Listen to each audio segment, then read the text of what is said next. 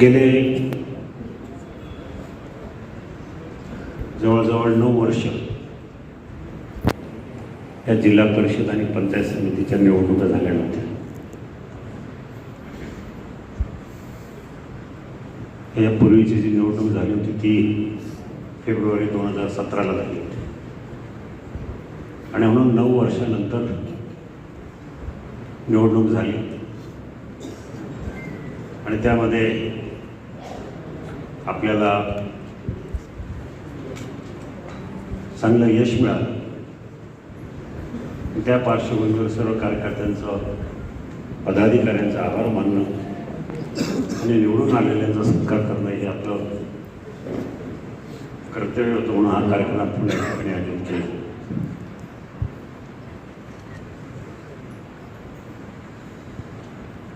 पण हे सगळं होत असताना कुठेतरी एक मनामध्ये खंत आहे, दुःख आहे. दुःखद आठवणी आहेत. महाराष्ट्राचे नेते, आपल्या पक्षाचे राष्ट्रीय अध्यक्ष आदरणीय अजितदादा आज आपल्यामध्ये हयात नाहीत. 28 जानेवारीला जेव्हा सकाळी ही बातमी कानावर पडली, अख्खा महाराष्ट्र हळहळला. कुणाला काय करावं हे समजेना. पण शेवटी वस्तुस्थितीला सामोरं जाणं आपल्या सगळ्यांना अपरिहार्य होतं. तसं दादांचा माझा परिचय असा गेल्या 28 वर्षामध्ये म्हणावा असा नव्हता. त्याच्या अगोदर, खरं म्हणजे दादा पहिल्यांदा आमदार व्हायच्या अगोदर आदरणीय वळसे पाटलांच्या बरोबर अनेक वेळा आम्ही छोट्या मोठ्या कारणासाठी एकत्र आलो होतो.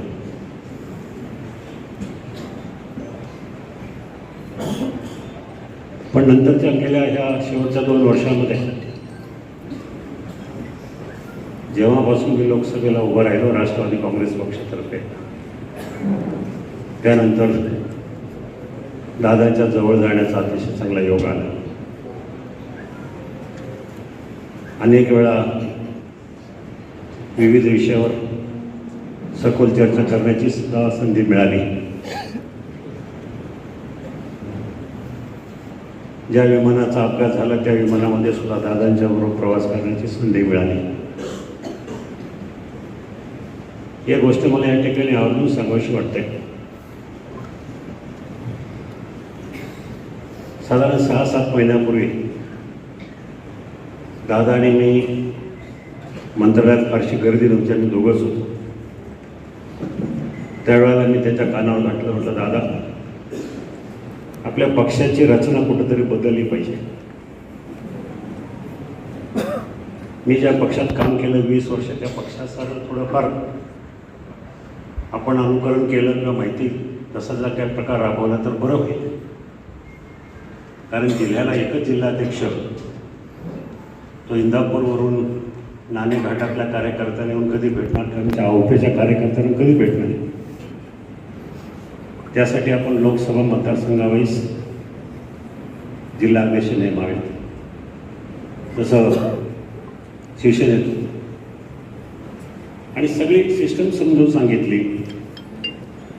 की उपजिल्हाध्यक्ष, तालुका अध्यक्ष, त्याच्याबरोबर बूथ अध्यक्ष, हे सगळ्या रचना समजून सांगितल्यानंतर त्याचे फायदे काय हे समजून सांगितल्यानंतर दादाने मला सांगितलं की शिवाजीराव, ही कल्पना चांगली आहे, तुम्ही मला कागदावर लिहून द्या. मग मी 2 प्रती तयार केल्या. एक अजितदादांना दिली आणि दुसरी वळसे पाटलांना दिली. आणि मला या ठिकाणी सांगावंसं वाटतं, 2 वेळा दादाने उल्लेख केला की ही तुम्ही सांगितलेलं खूप चांगली संकल्पना आहे. त्याप्रमाणे त्यांनी जाता शेवटच्या 1.5 महिन्यामध्ये त्यांच्या ही संकल्पना दाखवली आणि आज आपल्या शिरूर लोकसभा मतदारसंघाचे जिल्हा अध्यक्ष राजेंद्र कोरेकर म्हणून त्यांची नेमणूक करण्यात आली. एखाद्या कार्यकर्त्याने चांगली गोष्ट सांगितली तर राबवण्याचं त्यांच्या मनामध्ये नेहमीच कधी कमीपणा नसायचा. बारीक सारीक गोष्टीमध्ये सूक्ष्म नजरेनं पाहून काही चुका असेल तर ते काढायचे. याचा सुद्धा मी अनेक वेळा साक्षीदार आहे. आज दादा गेल्यानंतर सगळा महाराष्ट्र पोरका झाला, निदान पुणे जिल्हा तरी.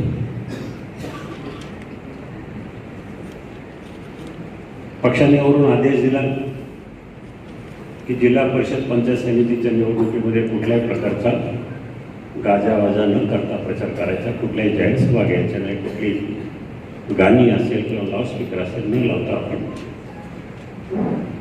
कोपरा सभा घ्या, लोकांना जाऊन भेटा, पत्रकं वाटा. वेळ कमी राहिला.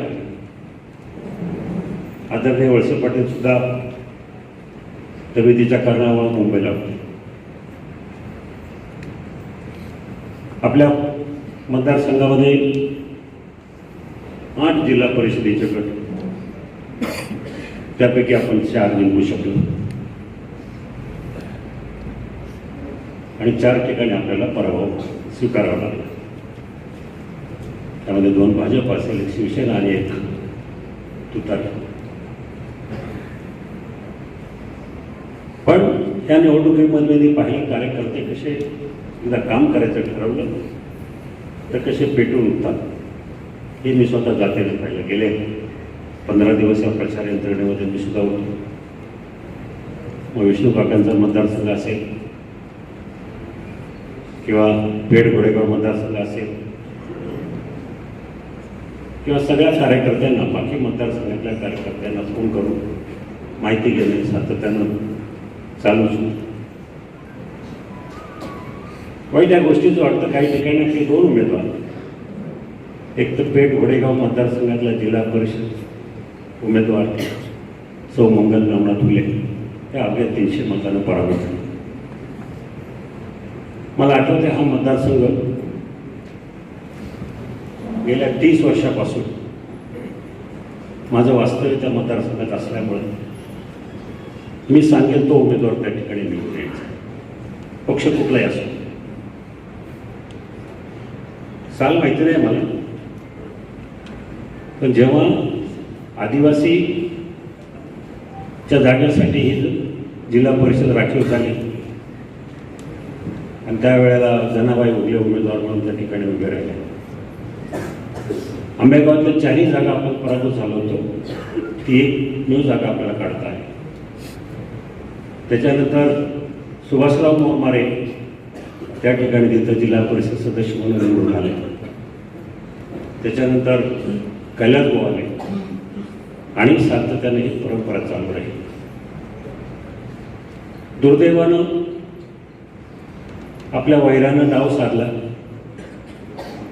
आणि आमच्या लांडेवाडी गावामध्ये पंचायत समितीचा उमेदवार दिला फक्त त्याच्या स्वार्थासाठी. त्याला माहिती होतं निकाल काय लागणार आहे, माहिती होतं, परंतु बळी कुणाचं तरी द्यायचा म्हणून लांडेवाडीच्या आमच्या सरपंचाला त्यांनी उमेदवारी दिली. आणि पहिल्यांदा गेल्या 30-35 वर्षामध्ये पहिल्यांदा लांडेवाडीमध्ये आपल्या उमेदवाराला, माझ्या उमेदवाराला 124 मतं कमी पडली लांडेवाडी चिंचोलीमुळे. आणि मशालीवर जो उभा होता आमचा सरपंच त्याला 1020 मताची आघाडी मिळाली आणि उमेदवार आमचा फक्त जिल्हा परिषदेचा 306 मतांनी पराभूत झाला. म्हणजे तुलसीताई भोर, मला सगळ्यात खात्री होती की ही जागा आपण अवश्य घेऊ. मी सचिनच्या संपर्कात होतो, बाकी कार्यकर्त्यांच्या संपर्कात होतो. पण काही काही वेळेला आपण विचार करतो एक आणि घडतं दुसरंच. तुलसीचा त्या ठिकाणी पराभव झाला. ह्या 2 पराभव झाले आणि 39 गावामध्ये 3 पैकी 2 गटांमध्ये आपला पराभव झाला. एक गट मोठ्या मताधिक्यानं प्रोफिलच्या माध्यमातून आपण जिंकून आलो. मग अशी बोलताना कोणतरी म्हणाल की हल्ली निवडणुकीचं तंत्र बदललं. मताजीच म्हणाल की कार्यकर्त्यांनी दशक्रिया वगैरे केलं पाहिजे, लोकांच्या संपर्कात असलं पाहिजे, सुखदुःखामध्ये सहभागी झालं पाहिजे. मी ते मानत नाही. कितीही लोकांच्या सुखदुःखामध्ये राहा, ऐन वेळेला जे वातावरण होतं त्याच्यावरती निवडून तसं. माझंच उदाहरण घेतलं. माझ्या विरोधाच्या उमेदवार 2 वेळा माझ्या विरोधी विजयी झाला. कुणाच्या सुखदुःखामध्ये आलं?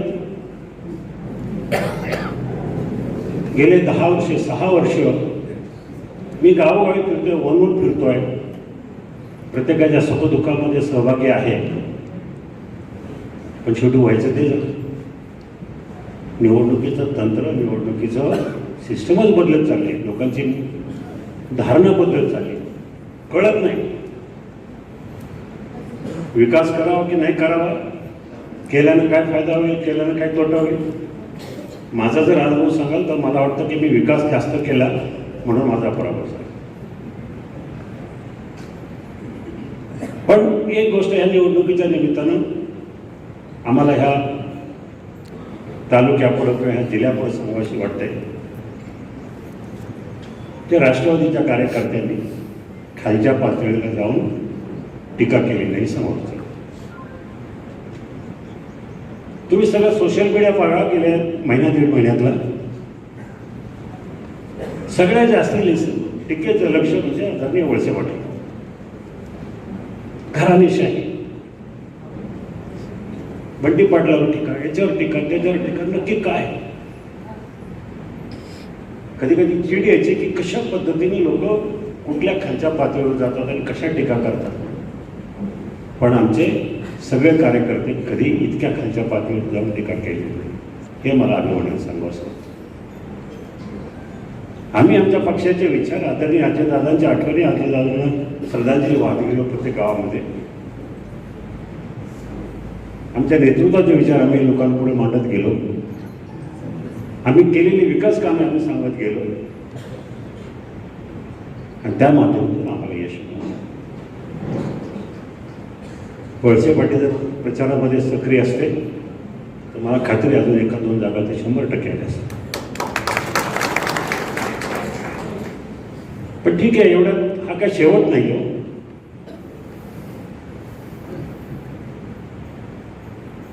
हा पराभव असेल किंवा यश असेल हे मी मानत नाही. जे निवडून आलेत माझे सगळे सहकारी,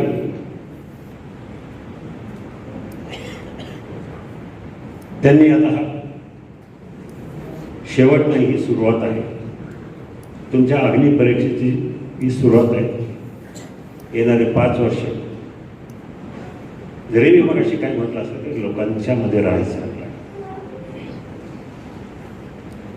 किती लोकांनी टीका केली विकास कामाच्या संदर्भामध्ये, तरी आपल्याला विकास कामं करायची ती क्षमता फक्त आणि फक्त आपल्याकडे आहे. आता जे काही लोक निवडून गेले, मला सांगा ते आपापल्या मतदारांना काय देणार? प्रचारामध्ये वाटलेल्या 10,000 साड्या असतील किंवा काही रुपये, हेच तुमचं भांडवल होतं. पण पुढं काम करायला आमच्या निवडून आलेल्या उमेदवारांच्या पाठीमागं वळसे पाटील आहे, मी आहे, आदरणीय सुनेत्राबाईंनी आहे आणि राष्ट्रवादी काँग्रेस पक्ष आहे, सरकार आहे. झाला गेले विसरून जा, पुन्हा एकदा कामाला लागा. आता 2.5-3 वर्षाचं कुठल्या निवडणुका नाही आहे. दरम्यानच्या काळात आपल्याला पक्षाची बांधणी करायची. थोडेफार मतभेद असतील आपल्या इकडे तिकडे, ते सगळं विसरून आपण ज्यासाठी समाजकारणामध्ये, राजकारणामध्ये, समाजामध्ये वावरतोय तो एकमेव उद्देश ठेवून लोकांपुढे जा आणि चांगली कामं करा, जेणेकरून लोक कुठल्याही क्षणी तुम्हाला आठवण करतील, हो येस. त्यापेक्षा मी काही जास्त बोलत नाही. अगदी काल ठरवलं आणि इतक्या मोठ्या संख्येनं सर्व कार्यकर्त्यांनी पदाधिकारी त्या ठिकाणी उपस्थित झाले, त्याबद्दल आपल्या सगळ्यांचं मी मनपूर्वक आभार व्यक्त करत असताना निवडून आलेल्या सर्वांचं मी पुन्हा एकदा मनपूर्वक अभिनंदन करतो आणि आदरणीय वळसे पाटलांना मी विनंती करेन की जे थोड्या मतानं पराभूत झाले त्यांना आपल्या ताकदीची गरज आहे, त्यांना आपल्या पाठिंब्याची गरज आहे. त्यांच्या पाठीमागे आपण उभे राहिलं पाहिजे. एखादा जिल्हा परिषद सदस्यासाठी उमेदवार उभा राहिला किंवा उभे राहिले आणि त्यांचा पराभव जर झाला असला तरी निवडून आलेल्या सदस्यांनी इतकंच ताकद आणि बळ आपल्याला त्यांच्या पाठीमागे उभं करायचं आहे. एवढंच या ठिकाणी सांगतो आणि आपल्या सगळ्यांची रजा घेतो. धन्यवाद.